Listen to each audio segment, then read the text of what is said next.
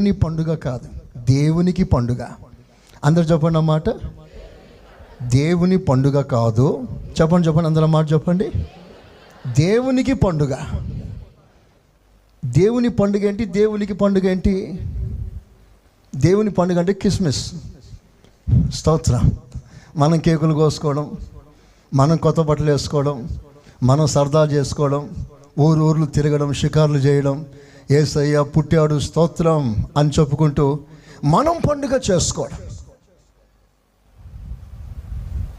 ఇప్పుడు దేవునికి పండుగ చేయాలి. పండుగ అంటే సంతోషం, సంబరం.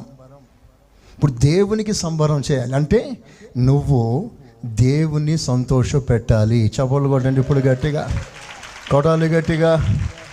యేసయ్య స్తోత్రం అనండి, చెప్పండి గట్టిగా. దేవునికి సంతోషం కలుగ చేయాలి.